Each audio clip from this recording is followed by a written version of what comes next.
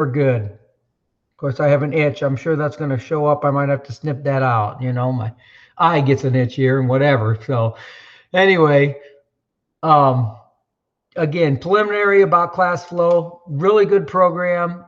It's online, so you do not have to install anything. So unlike Active Inspire that you have to install it on your computer and you have to then get the code and put it in, this is all free. There's no install. You can use it anywhere. And again, the only thing you can't do is you can't create flip charts in it, but you can import any flip chart into it that's already been created. So at some point, maybe you need to create something using Active Inspire. You can. That's not going to be a problem at all. In fact, the latest version of Active Inspire, if you haven't looked at it lately, it has many of the features of ClassFlow, but again, it's not online. It has to be installed. So it makes it a little more difficult. But many of you may have noticed or may not, when you open up Active Inspire, up in the upper right-hand corner, there's a section that says ClassFlow. And you just click on it, and then it will take you to your ClassFlow account. So you can get to ClassFlow by either typing classflow.com. It'll take you right to the website, or through Active Inspire. Either way works well. I have an account already created, but what I'm going to do is open up a tab, share that with all of you, and then we're going to go through the program itself and the steps. Hopefully that works for you guys. The agenda that I have basically goes over these things that I want to do, but then at the bottom, the best part is I have all the videos that specifically mention how to do pretty much every task there is. So they're very short videos, and they all explain one simple thing in ClassFlow and how to do that. And of course, it's much better that way because you can stop and start and review whatever and watch as many times as you want. So that's all there for you guys with the links, take you right to each video. So you don't have to go through each one and search. So hopefully that'll be helpful for you also. So let me open a tab, and I'm going to share that and go into ClassFlow. While I'm doing that, please open a tab yourself and type in classflow.com, go to that website, and then sign up as a teacher.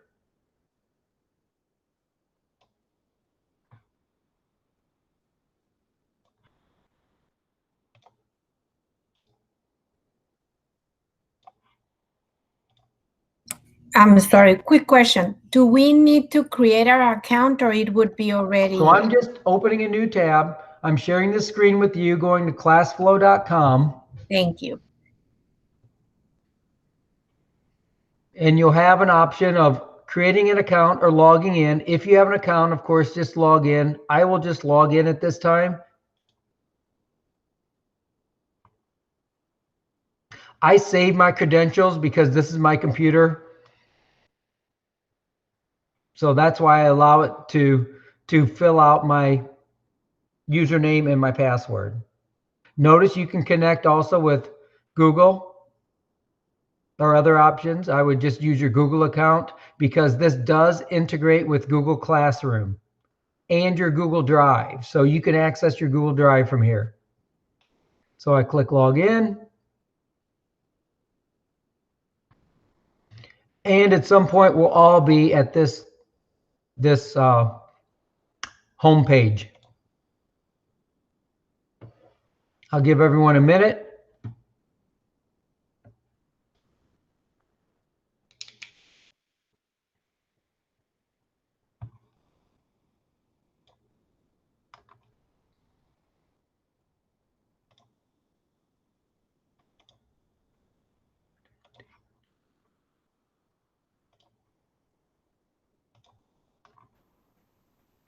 Hey, Mike, how do you sign in through Google?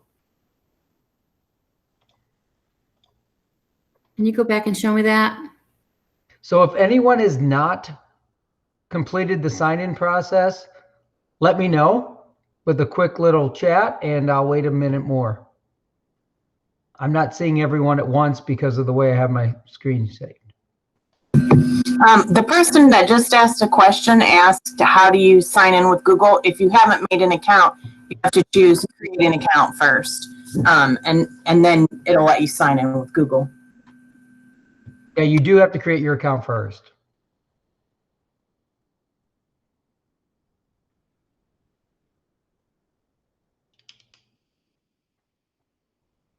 Not work.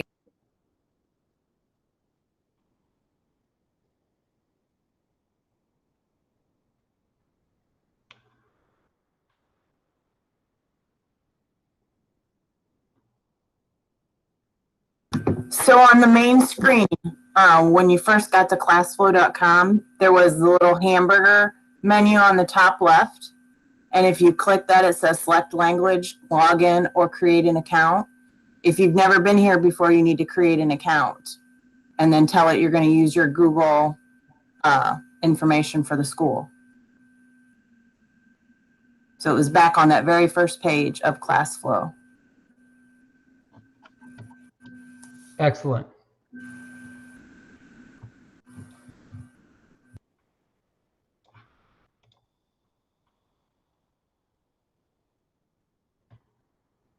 Okay, so I am in, but I didn't click anything that said to connect to my Google account. So can you show me how to do that?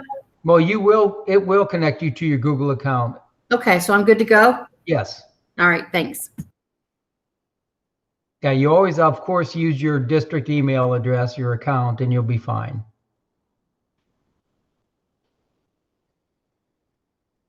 Okay, anyone still need some time? I think we're good to go. All right.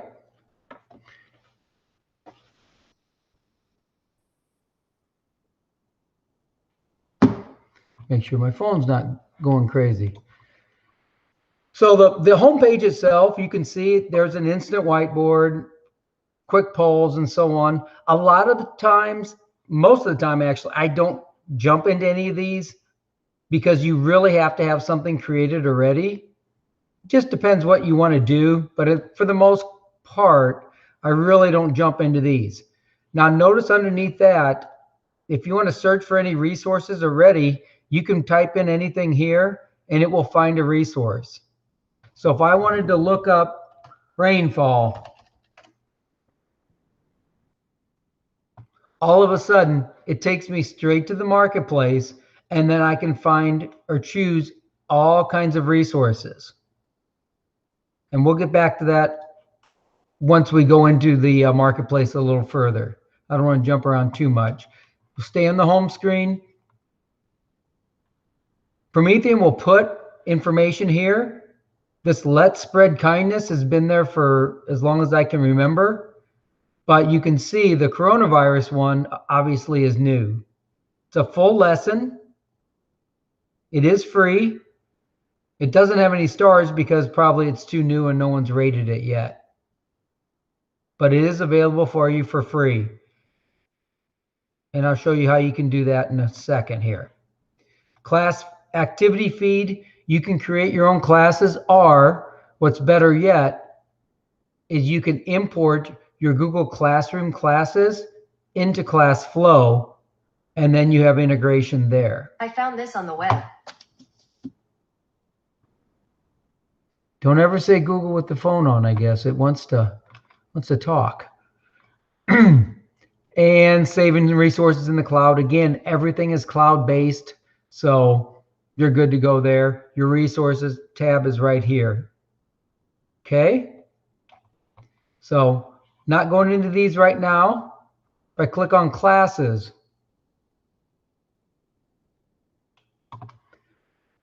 I have a feed. So information here, I can select recipients in any of my classes and send them messages. So you could do the same, obviously, in Google Classroom.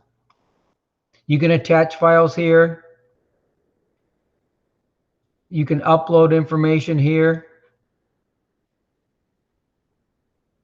And you can see this shows you a history then of what you've been doing.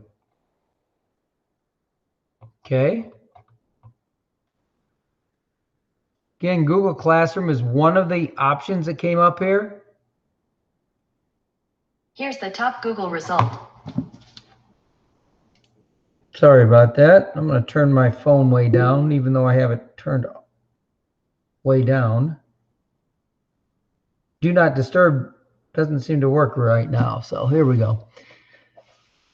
So if you wanted students to join a class that you've created, you just give them this code, they would be right into your class. So you can see students with accounts, students without accounts in Google or in ClassFlow. So that's what's nice. They don't have to have an account in ClassFlow. There's just many more things you can do once they do have an account, and that's explained here. Any questions so far? Everybody good? Okay, great.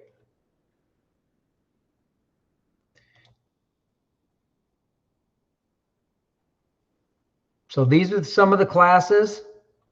Notice this class here. Not only do I have a roster, which is myself that I added, and that is a suggestion if you want to play around with this. Have someone else be a student or use one of your personal accounts and create an account in ClassFlow as a student. Then you can test it on 2 different devices would be the best method. So in this actual class, you can see certain lessons that I've delivered.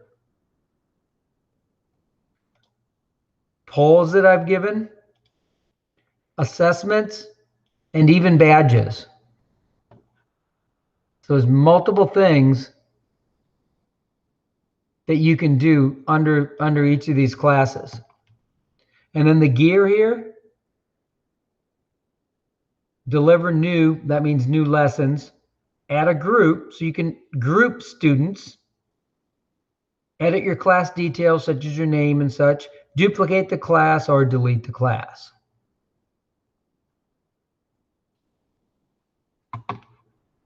When you click new, you can either add a class manually, or when you choose import Google Classroom,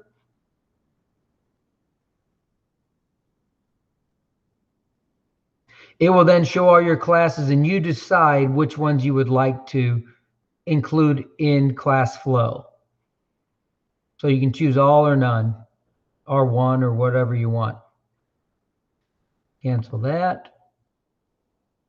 So to create a new one, it's just add class, class name, your subject if you like. Again, it's optional, only class name is required. Grade level if you like. So I would do this, which is the student-generated class.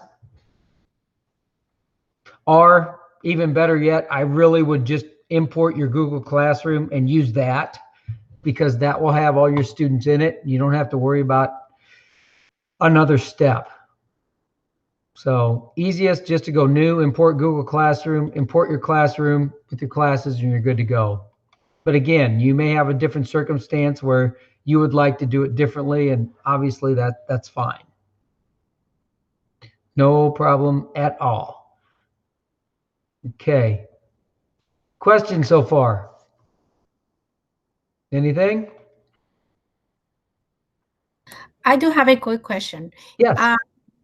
So classes, I see that you have created like a specific lesson per se. Yes. So then I was just curious. I haven't clicked anything, but like what would the difference between what you have in classes be with resources? And I know you haven't really gone specifically there, but as I said, maybe I was just thinking ahead. No, that's a good question. So the classes themselves would be your roster, your classes that you name that will have your students in it. And then your lessons and your resources will be your actual activities and possibly things like flip charts that you would add to that. So, yeah. So, and the resources then would be like my private file, but like the classes is actually what my kids would be looking at? It would be actually your students themselves, that the classes themselves would just be your students. More or less. Yeah. So you're just, think of it again like Google Classroom, to where you're going to have students in each class Uh-huh. that you have created. The resources are what you send out to them. Oh, okay, perfect. Thank you Sure. very much. You're welcome. So one thing that I like to mention is ClassFlow has resources built into it. Google Classroom does not. But using both of them in conjunction, you can really reach your students easier.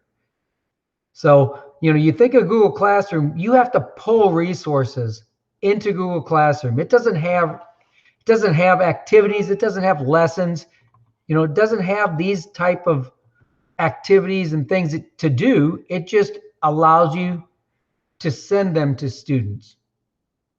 Where ClassFlow has the activities and the information already in it.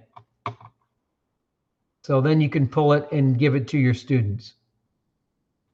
So if we go to resources, which is really the meat of it, besides Marketplace, where you can pull many resources, you can see here, my resources. I did put some of these into folders. So like here's a flip chart folder, of course.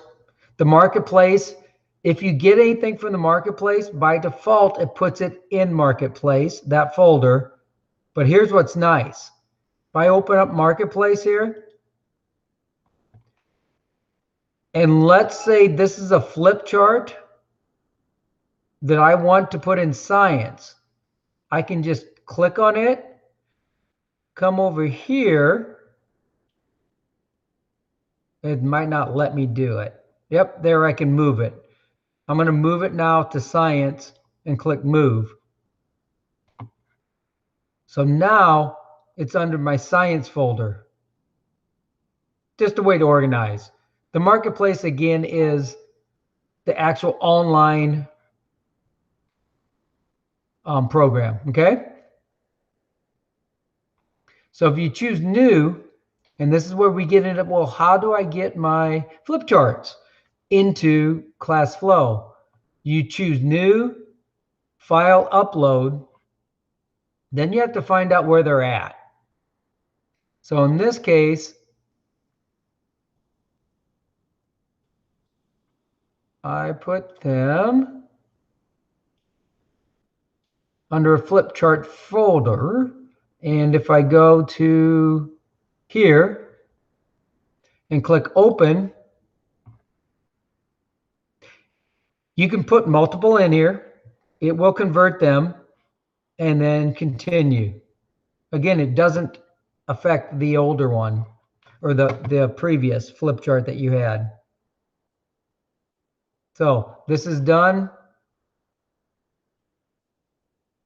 Once I click my resources again, you can see this was just uploaded.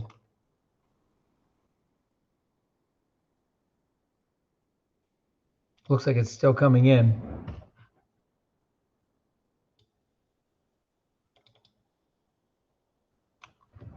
And there it is. So from here, and you can see this one is 55 cards long. Probably too long for kindergarten or first grade or many other grade levels. Of course, it's grade 5, that's why. But that's just one I pulled up just for example. You can flip through each of these. There's your cover card.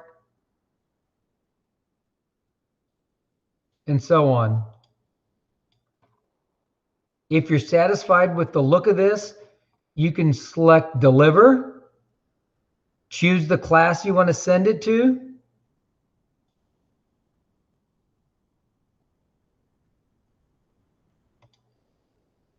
Click connect students.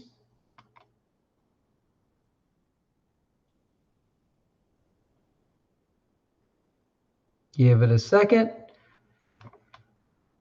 So this is the first one, first slide. This is the code your students would use. You can choose all students or individuals. I only have one, so that's why it doesn't show all the names. Otherwise, it would show all the names. And then you just click send, and it will then send that to their screen. Again, they have to be on the ClassFlow website. And they can then join it. You can also do quick polls about the subject matter through here. That I wouldn't probably do at first, but wanted to let you know it is an option. So then how do you get out of this? Click here and exit. Notice you can insert more slides here. You can go forward and backwards here. So do you want it to be more where you're controlling the access, or the student can control their access and flip through the cards themselves? Of course, you can do text, add shapes, use a pen, eraser. Pretty much the same basic tools you're probably used to. So a few different tools there also to use. Mike, I have a question. You bet. Yes, it's a continuation from the other day. Most of the things that I use are, as far as student work or homework, is PDF. So if I'm going to do Google Classroom, I think what you told me the other day, or in our conversation, that if you put it on ClassFlow, that it will be easier to convert it.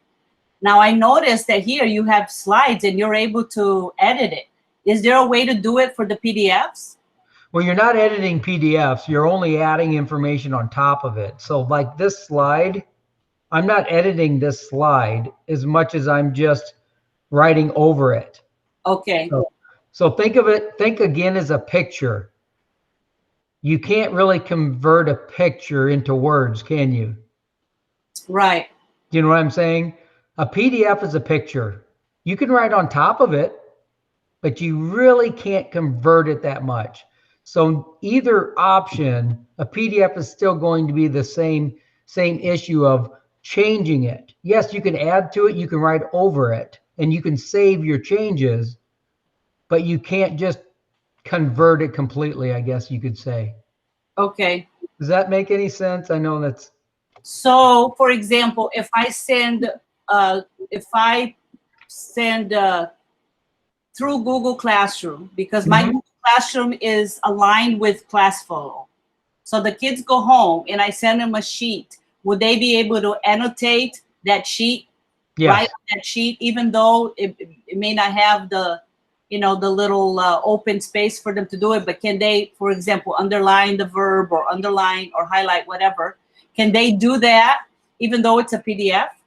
Yeah, they would have these tools to do that on top of it. Okay. Yes, great question. Yep.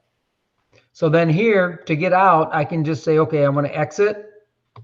I can save it as a new lesson. So that would save all my changes. So any of the editing and things that I did on top of this, and again, you could think of it as a PDF. You could save it as a new lesson or just save it and writing over this original. Of course, I'm just going to do don't save because I don't want to make any changes at this point. Otherwise, it'd get a little too confusing anyway of what I'm doing. So options again. Print it, move it, which is to move it into a different folder, delete it, protect it. Protecting it keeps the original that you send your students from making any changes whatsoever. So if you don't want changes at all on that lesson, protect it and directly add an assessment into that. And here you can export as a PDF. So there is a download, making a copy, sharing it. So if you want to share it, preview it, which we really are right now, edit properties. This I would recommend on some of your lessons that you make a copy of from the marketplace. And this will allow you then to give it a subject, a grade level. If you want to do country, language, if there's any standards you would like to enter, tags, making it easier to find. And of course, any description you may have. So you have all those options. This part is really interesting. Publish. If you create something on your own, not just taking someone else's and change it a little bit, you could, but if you create your own lessons on your own, you can publish them. And that would then go to the marketplace. Once the people that review it at Promethean look at it, and if they feel like it should be published, and I don't know of anyone that's not had it published, they will publish it on the marketplace, and then your work will be there for anyone to be able to access. So you can be your own creative author, I guess you could say. And then, of course, edit lesson. This brings it right up. There's your tools again to make changes. You can also use a camera and put pictures in. You can insert new lessons, new slides. So think of it again as Google Slides, PowerPoint too, that you can use. Add a card, add a section, put notes for every card. So for this card, you can put a note. You can come over here, change the background, duplicate, so on and so forth. There's so many different things that you can do here. And even import questions directly into this specific slide. Notice that this is anchored. That means it can't be moved. So students cannot move that around. You can because you're in edit mode. Okay. Again, notice all the slides. A lot of information, things you can do here. You can deliver it right there if you want. This is really nice too. Let's say you're giving a lesson and you wish for the students to show their work as they type and as they add anything to this lesson. If you choose show names, which I don't have any right now, it would show their name next to whatever changes they make. So you would know if someone's doing something and who's doing what. Again, insert. You can insert flip charts, other parts right in here. So you can see there's a ton of different things that you can do with this program. I'm going to just exit it. And it takes me right back to this resources to where I can do some other things. Okay. New lesson, assignment, assessments, and so on are here. You can also put a web page link into any of these.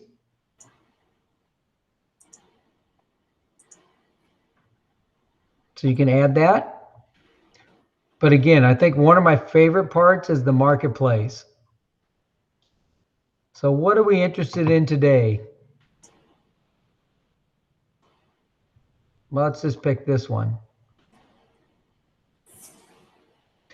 Notice the difference on each of these that I just chose. There's a lesson, web link, a lot of web links. There's an image,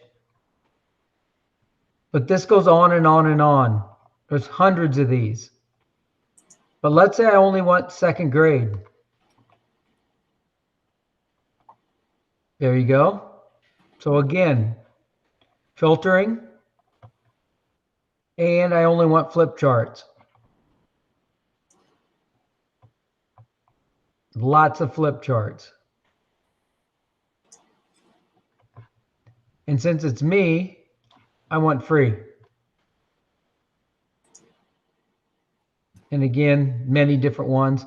One thing I highly recommend, if you guys can see this screen here, you'll want to probably choose the language that you wish it to be in.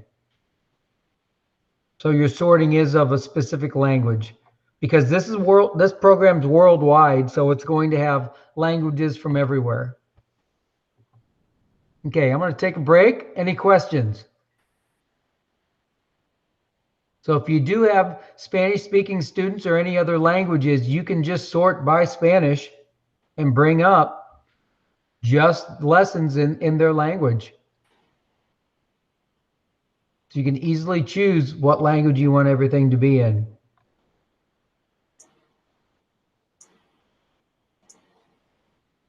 Okay, I'll go over the questions in a little bit.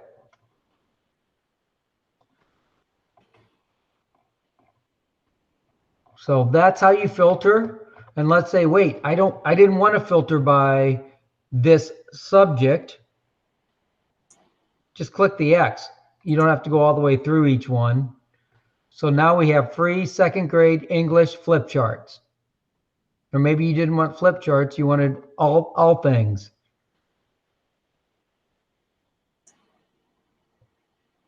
There's so much here. So here's a good little lesson. I choose it.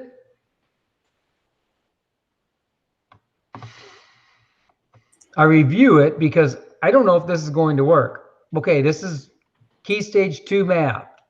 There's the cover card, 13 slides long.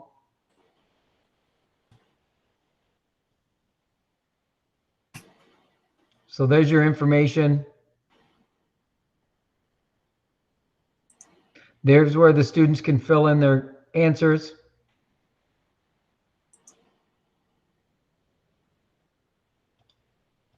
So there's some quick lessons. This isn't a bad one, actually. I've seen some real doozies. Again, here's product details. This was created by ClassFlow. Very good. So that's nice. You can deliver it directly as it is. I would suggest you add it to your resources. Make it your own, is what I'm saying. So when you click add to my resources, it will copy that into your resources. So then you can go back to resources. It will be the first one on top here because it's the modified date that you're looking at. And there it is.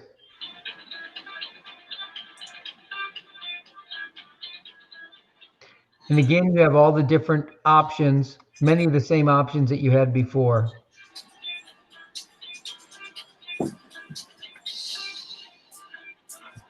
Okay. Trying to think if there's something else in this section that would be interest of you guys. Again, under my resources too, there is a ClassFlow resource pack. It has tons of things that ClassFlow created. Already there, you don't have to search in the marketplace. You can use Bing images, YouTube videos, and Bing web pages, which Bing doesn't really exist much anymore, but I guess it's still there. The other thing that you can do, or I would recommend, is go into your icon that was created, and probably in this case, a letter, and go into your account. And if you want to add any information in here, you can do that.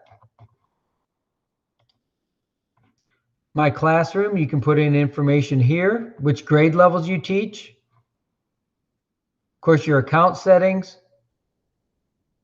And here's your marketplace information.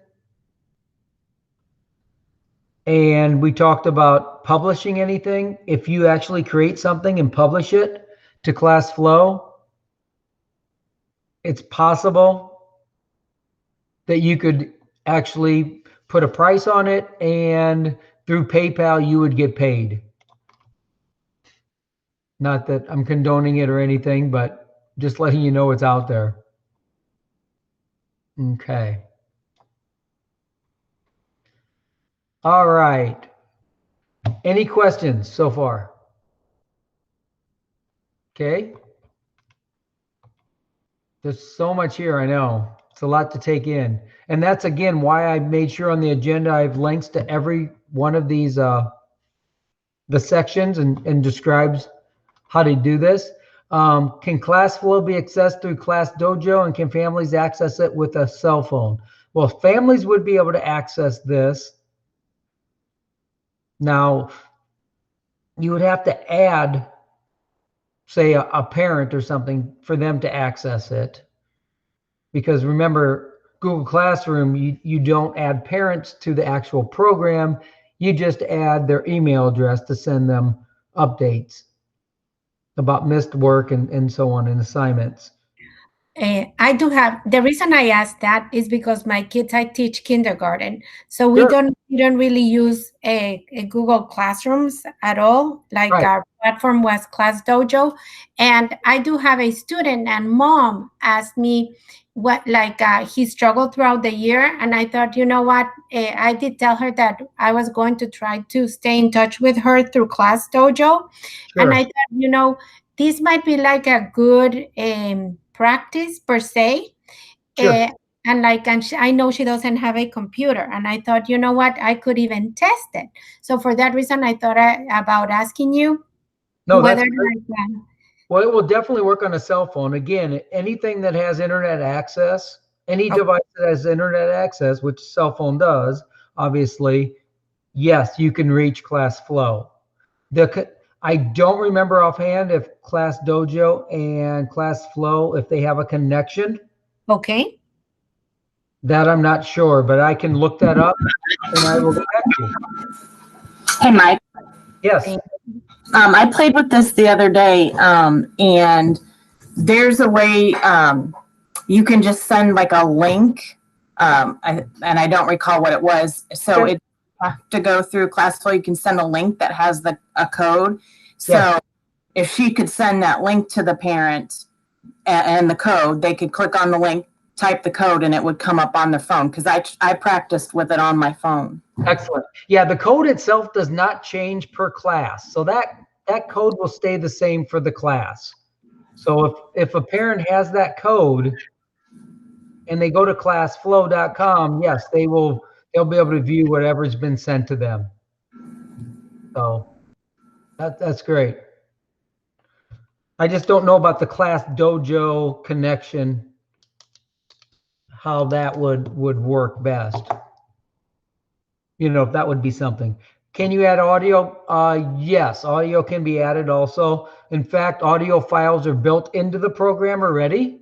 There's tons of music. In fact, let me see if I can find that quickly here. Under resources, ClassFlow resource pack, sounds are right here. So not only do you have all the different lessons and badges and clip art, curated lessons and so on, sounds are already also here too. So you can scroll down and what do we want today? I don't know, fire sounds? What are fire sounds? Oh, lava burning.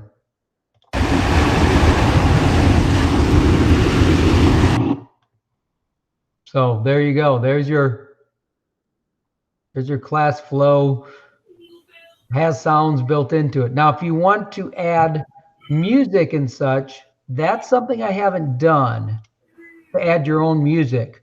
But you could just copy a URL into one of the slides, and then when they select that URL, just like you would the play button here in sounds, then that would work. I was curious if you could not record, well, maybe, but just add audio to the slides. Like I was thinking about the first lesson you had up, it was a math lesson. And I was wondering if there was a way to add yourself, like an audio clip to each slide, so that as the students watched it, they could then hear our voices explaining how to do that. Yes, so if we did new, I think you could do it as, I'm sure you could do it as an MP3 file upload.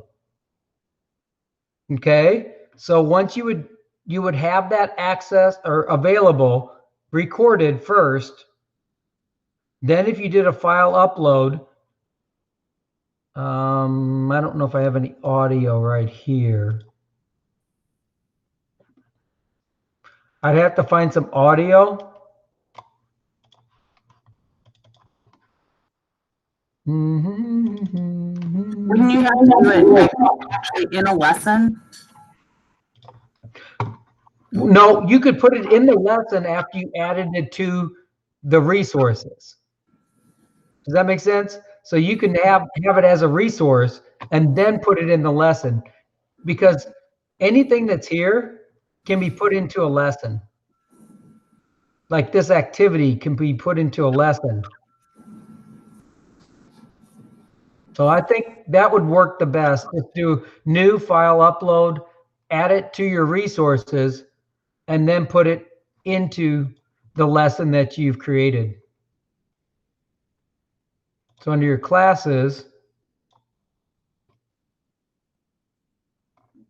see, here's a lesson right here. See if I can find a better one.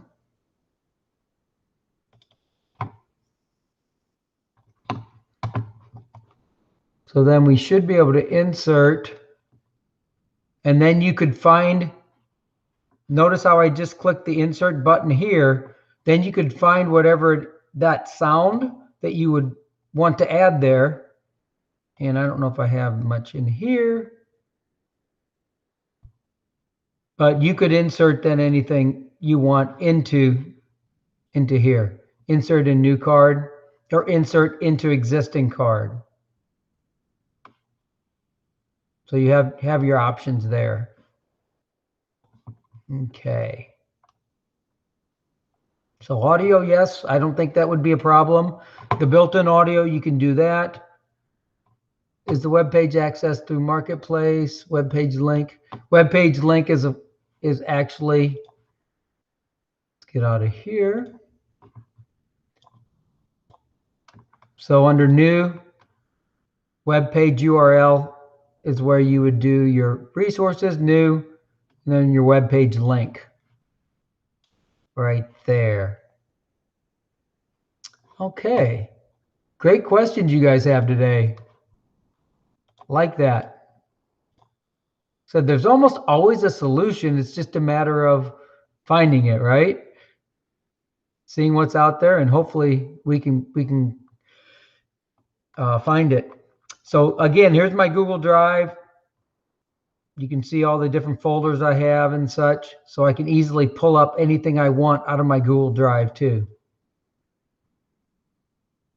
So it has a lot of great things working in conjunction with Google Classroom for some of you that are using that. I understand it's more difficult for the younger students for sure. But I think it's a good resource. Lots of information again under the videos that will definitely help you guys quite a bit. I'm gonna close that, come back here. Okay, do we have any other questions? Yes, go ahead. So another question is, because as you said, there's a lot of information, and like one thing is I want to maximize what I've learned and have kind of like a general idea of where to go from here to the fall. So I would like to know, what would you recommend to have like as the most important components to keep in mind, just to create like just like the framework, so it's ready for the fall based on what we've learned today. So what would you recommend us to look into and like maybe not delve, but just to keep in mind when creating like your first class flows? Because it's going right now, it's kind of organic, right? It's going to be like it will evolve, and the more knowledgeable you become, then the better like your charts will be, or your flip charts. I think the biggest thing is your comfort level with using these tools. And the only way you're going to be comfortable with this is to actually experiment with it on your own. Okay. But again, I would definitely review these videos. Okay. That are on the links of the agenda, and that'll give you a better understanding of what you can do with this program. Okay. You know, keeping in mind, how do I integrate that and reach my students? What are the issues that you're going to run into? Obviously, internet for everyone can be an issue. Devices are an issue. We have parents that are not working now, that were working previously before all this. You know, we're all aware of that. They may be working at home now and only have one device. So what Cristiano was saying, I think, is what I was kind of thinking about while you were talking. So basically, it would make sense for us to clean up our drive, the folders that we want, right? Clean that up, and then copy the folders or upload the folders to this thing, plus add whatever is in the marketplace. But I'm saying, if we're going to use everything, it's so easy to get from the Google Class or Google Drive to this, because if we don't do that, then we're going to end up doing it on Google Drive and on here. We're going to have to reorganize. But you're not, though, because I know what you're saying. You don't want to have two different things to find information to pull it together. I get that. Just understand, anything in your Google Drive can be accessed through ClassFlow. So one suggestion I would have is create a folder in your Google Drive, okay, called ClassFlow, and then copy information currently in your Google Drive, your resources, into that ClassFlow folder. Okay. That will make it organized easier for you if you keep your resources all together that you really want to use in ClassFlow, because some things you're not going to use in ClassFlow. It's just another avenue of finding lessons, in my opinion, more than anything, to reach students. So You know, ClassFlow is going to be a resource, yes, and along with Google Drive, but then Google Classroom is how we're going to give it to the kids. Yes, I would recommend you send it to students using Google Classroom if it works for you and your students. Again, age appropriate matters. I understand that. The younger students are going to have trouble accessing almost anything. It's very difficult, especially Google Classroom, if they don't know how to get onto their Google Classroom, right? As long as they understand how to access it, I think we're in good shape. I do have another question now, because they were talking about devices. So is this also easy accessible using an iPad? Yes. Anything connects to the internet. Just as you said, anything with an internet connection. Correct. Okay. And is there and as I said, I'm just looking ahead. Sure. An app. So is there an app through the iPad Apple Store that they can download for a ClassFlow per se? I'm not aware of it. Not aware of it. What I would suggest, if there is not, you just bookmark it. So ClassFlow.com, bookmark it like you would any other website.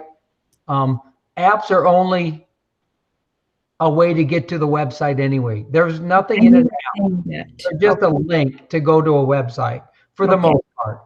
Okay, thank you. Like as I said, I just wanted No, great questions. Thank you. Yes. Okay, I apologize if this was already explained. I was taking notes and I may have missed it. No. So if I import my Google Classroom to ClassFlow, when I make an assignment, it will be visible and accessible to my students then on the stream on Google Classroom, correct? That I'm not sure. Okay. It should be a link to it. Because anything that I've integrated with Google Classroom, when I send something out to the kids, it posts it on the Classroom stream or on the Classworks tab, and my kids click that, and then it's a link basically that takes them to the ClassFlow website or whatever website, and then they do the activity there. Perfect. Okay, great. So I know I'm going to play around with it, but I know I like through Google Classroom that I could click, and I'm 5th grade, so they're, you know, more independent, but I can do make a copy for each student. So if I did assign a PDF or a slideshow and I add text boxes and I make sure to make a copy for each student, Yes. they can add their own work and then turn it into me and I can grade it. And that's one thing I'm going to have to play around with these resources through ClassFlow to see if you can make a copy for each student, or if I clicked that show names tab.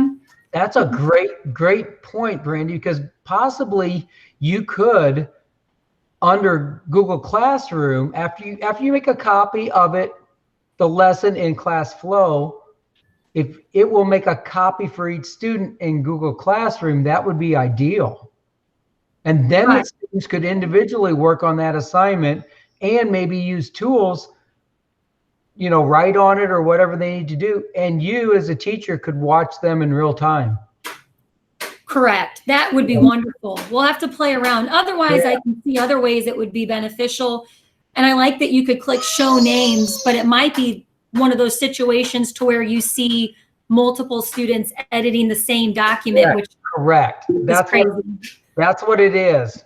Okay. I've seen that for sure. But I'm not sure about the Google Classroom. If you can make a lesson from ClassFlow individually for every student. Okay, thank you. That is an awesome point. I would love to know that. If you find out, or anyone does, please share. All right, will do. Could we try actually you sharing one and we join? Because that's how I practiced with it.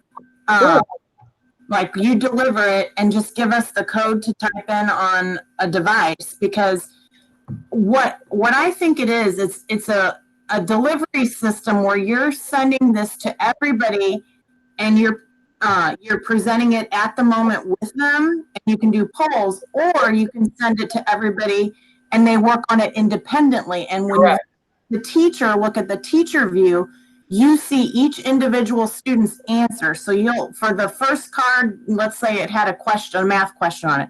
For that first card, you'll see, if you had 12 kids in your class, you'll see 12 little cards with their individual answers on it. It's very similar to Pear Deck, if you've ever used Pear Deck, because you can send it out and force them to watch it with you, or they can independently work on it without you, and then you can see their answers. Okay. If you would deliver one, and we would get the code, because there's a way to do it without us having to have an account or anything. Right, exactly. That's what I just did, the class without having an account. I'm just wondering if it will work though, because everyone here is going to be on the same device and not another device.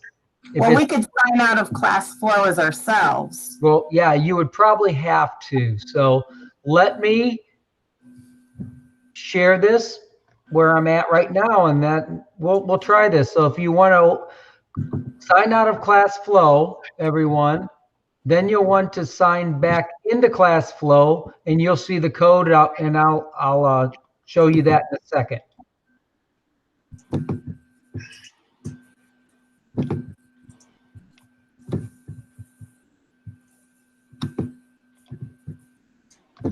Okay, so I just created a brand new class. I just called it ClassFlow for Teachers. Here's my roster. Students can add themselves using the class code 6, capital B, capital R, 6, capital J.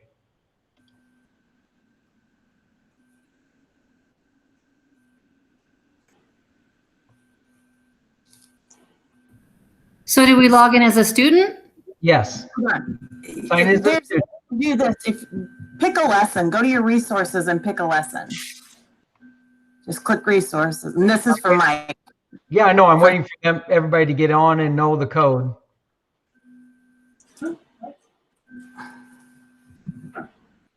So is everyone in? I'm showing. Okay, I got you.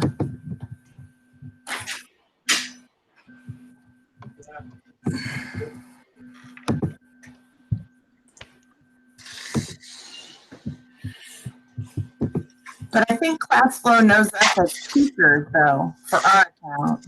You have to go with a different email.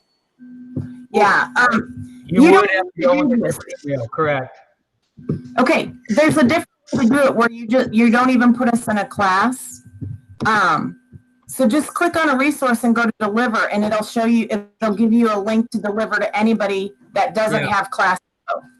Let's So try- your lessons and choose deliver. Do That one right there. Do that one. Choose deliver. I don't know. Give it a second. I want a good one.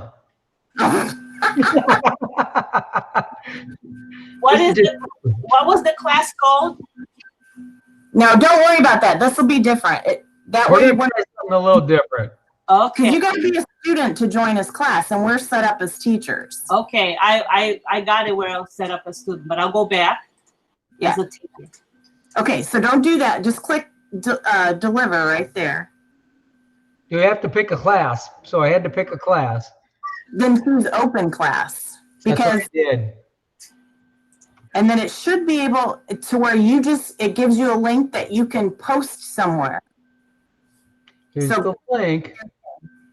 The share button right there It's not gonna let with me the arrow. see. It's not gonna let me do it unless you put in this code, I believe. Well, somewhere on the main page, there's a address that you type in, and it's not just Let me this go one. back to that because I know where you mean.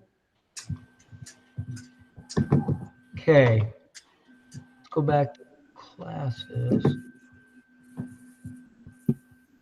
Do we need to sign back in as teachers? No, not yet. You're good. We're trying this. We'll see what we come up with. You know what? Let's find the marketplace. Let's find this.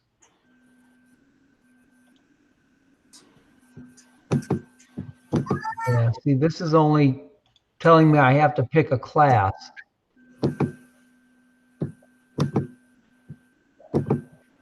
Yeah, I did it where you didn't have to pick a class, and now I can't find. I know. If you go in as a student, Class. Go to open class at the top of the screen. there it is. That's, Graduation hat. everybody see the code? Yep. So, but don't be signed into ClassFlow. Sign out of ClassFlow and just type this address. So I would share that link with my students through Google Classroom or something. Perfect. And then it'll take you to his presentation.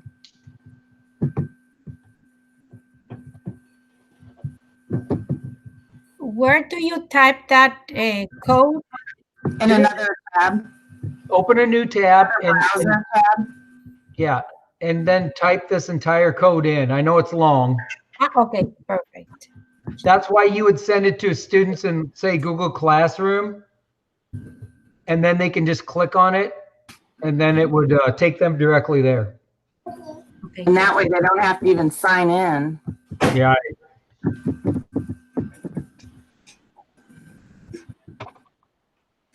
I could see even surveying parents or something with this. There's the names all starting to pop up if you're looking at my screen at all. Okay. Wait a Yeah, minute. parents could definitely do this.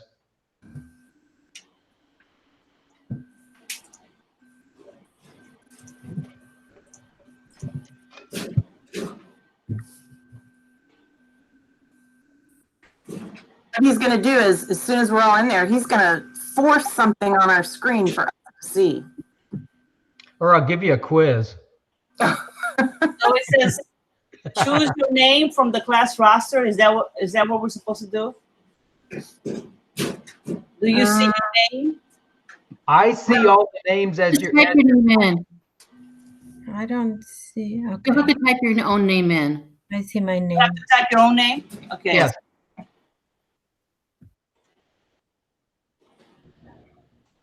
Okay.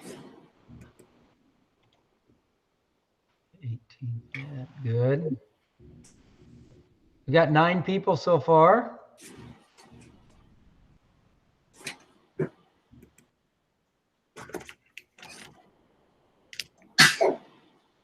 Bless you.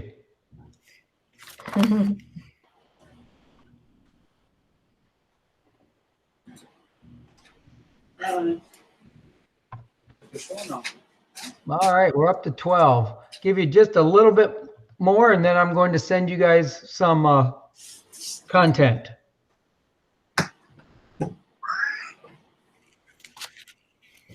Wow.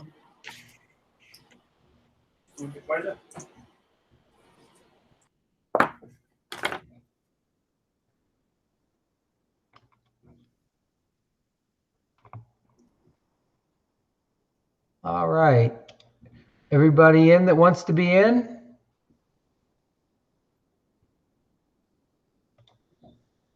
Okay. Now it looks like I can close this. Come over here.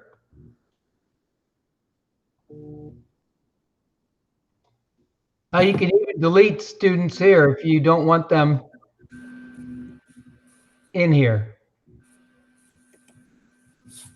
So now you choose send to everybody. I'm going to try. It's that arrow button. Right there. Not that.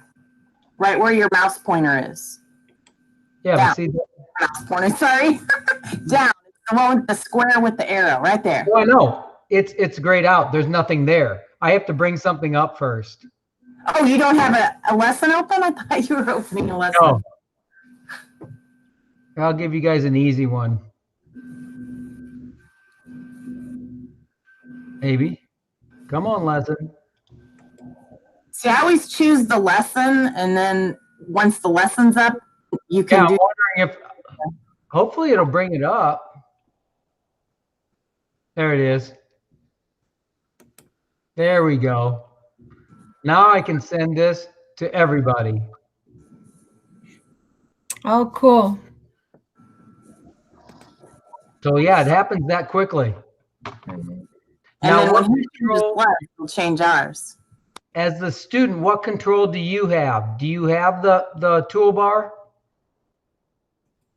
No. No. Okay, so this means it's teacher directed, so the teacher then would be flipping through the slides. But I think you have to share it to us each time because yours is changing and ours is not. I do, and I don't like that part about it. Oh, that's awful. I know. This is very similar to Pear Deck. Oh yeah, Pear I Deck. used Pear Deck. Yeah, I used Pear Deck with my students for this remote learning and stuff, and then they answered the question. So I was debating which one of these is better. Exactly. So, but this is, you can take all your PowerPoints and all, well, you can do that in Pear Deck, but you can take all your flip charts and bring it into this. Yes. So that's the advantage, obviously, because of so many flip charts are already out there and such. But Yeah. so I think again, it's probably just workable. If you assign it, I wonder if there's a way to assign it where they don't, because in Pear Deck, you have two ways to do it, where you do it synchronous, I can't say the word, synchronously, where you're doing it at the same time. sure, Everybody. I get you. Or Yeah. you can do it asynchronously. I can't say that. You got it. Perfect. Where they work individually on it. And so hopefully there's a way with this one where each child can work individually at their own pace on it, and their answers still show up in your teacher slide. Totally agree. And you know what? It's probably in this ClassFlow YouTube videos. I just don't remember offhand because I've watched these, but Yeah. Why don't you go to another slide and do a poll? we can do a poll right through here. So I can actually come up here and click this, the poll section, and we can do a yes, no. Of course, I have to have something up here. So let's spread kindness. Yes, there we go. And then you can actually see who's picked this too, I believe. Who's actually answered. Oh, there we go. Show names. There's the show names section I just did. So now the students will see who picked what.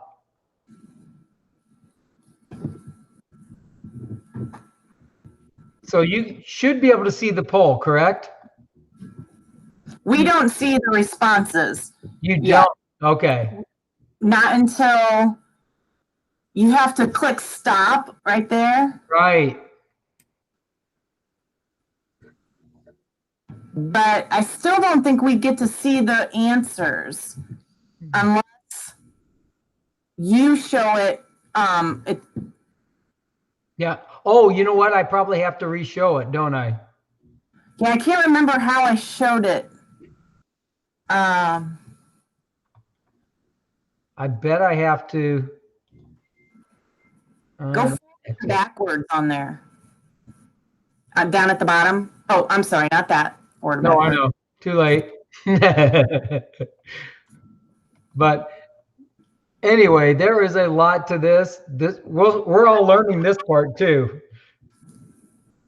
and how it would fit in for you. But yeah, this open class, I could see this working. I could see this working. You can send that to parents and do a quick survey. Our names all showed up because some of us were still signed into ClassFlow, but if you're not signed into ClassFlow, it just asks you to type a name.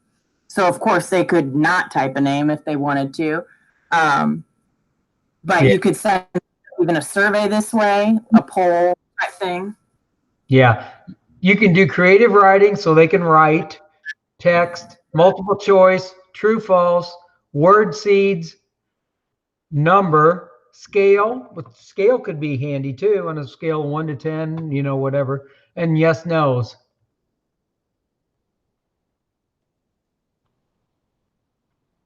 So each of these, so I could see where it could be handy. Again, I think looking at the videos and such will help quite a bit. You know, I'm just getting this information out to you all and hoping that this is another resource, as much as anything, another resource that you can incorporate and reach your students. And in this case, even parents, showing them and allowing them to view what you're doing. And then they can have a better understanding of what is expected of the students. So very good. Let me read some comments here.